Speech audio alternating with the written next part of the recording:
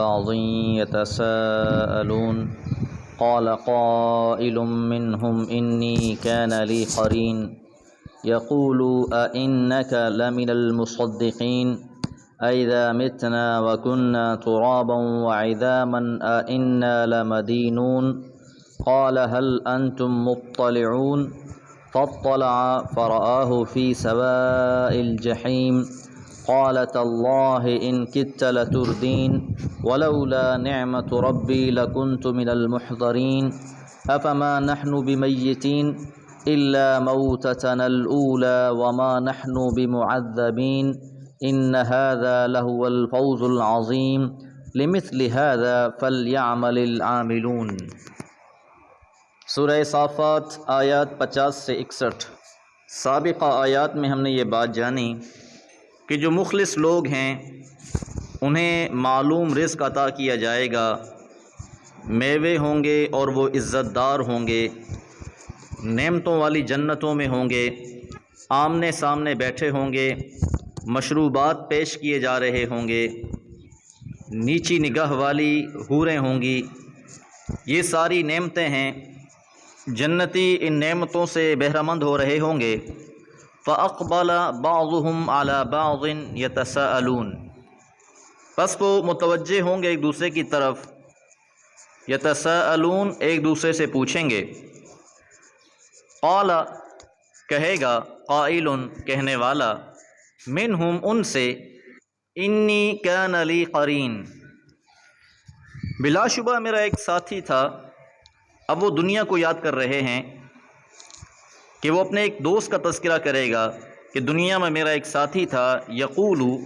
کہتا تھا، اِنَّکَ کیا تو بھی لَمِنَ الْمُصَدِّقِین تصدیق کرنے والوں میں سے ہے، یقین کرنے والوں میں سے ہے۔ ایمان نہ لانے والا دوست اپنے ایمان لانے والے ساتھی سے کہا کرتا تھا،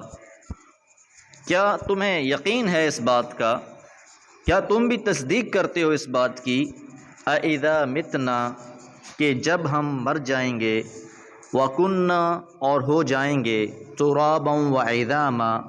مٹی اور ہڈیاں، أَإِنَّا لَمَدِينُونَ کیا ہمیں جزا دی جائے گی۔ کہ وہ شخص مرنے کے بعد دوبارہ جی اٹھنے کا انکاری تھا، وہ اس بات کو تسلیم کرنے کو تیار نہیں تھا کہ مرنے کے بعد دوبارہ جی اٹھیں گے اور ہمیں ہمارے نیک اعمال کا صلہ ملے گا یا ہماری برائیوں کی ہمیں سزا ملے گی۔ اور بطور دلیل وہ اس بات کو یوں پیش کرتا کہ بھلا جب ہم مٹی ہو جائیں گے، ہڈیاں ہو جائیں گے، تو کیا ہمیں پھر صلہ دیا جائے گا۔ اب یہ اس دوست کی علامت اور نشانی ہے، یہ اس کا وہ عمل یاد کریں گے۔ اب کیونکہ یہ تو اللہ تعالیٰ کی جنتوں میں ہیں، دنیا میں ایمان لے آئے تھے، تصدیق کرنے والے تھے، لہذا ان کو تو اچھا صلہ مل گیا ہے۔ اب اس کے بارے میں یہ گفتگو کر رہے ہیں جو اس بات کا انکاری تھا۔ قال تو کہنے والا کہے گا، هل انتم مطلعون کیا بھلا تم اسے جھانک کر دیکھو گے، اس کا کیا حال ہے، وہ کس حالت میں ہے، اسے دیکھنا چاہتے ہو۔ فاطلع پھر وہ جھانکے گا، فرآہ پھر اس کو دیکھے گا، فی سواء الجحیم جہنم کے درمیان میں، دوزخ کے بیچ میں اسے دیکھے گا۔ ایک طرف یہ نعمتوں سے بہرہ مند ہے، اللہ تعالیٰ کی طرف سے، اللہ کی رحمت سے ہر قسم کی نعمت میسر ہے، دوسری طرف وہ اپنے ساتھی کو دیکھے گا کہ وہ درمیان جہنم میں جل رہا ہے، جہنم کا ایندھن بنا ہوا ہے۔ قال تو بولے گا، تاللہ اللہ کی قسم، ان کدت لتردین قریب تھا کہ تو مجھے گڑھے میں ڈال دیتا، کہ آج جس جہنم کے گڑھے میں وہ خود ہے،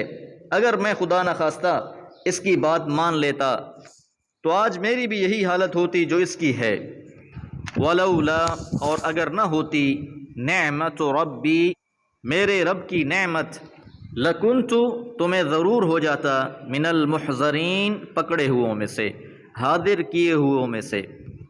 کہ یہ محض اللہ کی رحمت ہے، اللہ کی نعمت ہے کہ اس نے مجھے اس سے بچا لیا،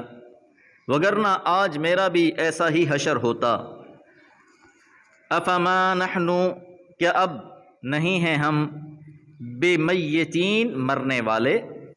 اس سوال میں اشتیاق بھی ہے، چاہت بھی ہے کہ جب انسان کو نعمتیں میسر آ جاتی ہیں،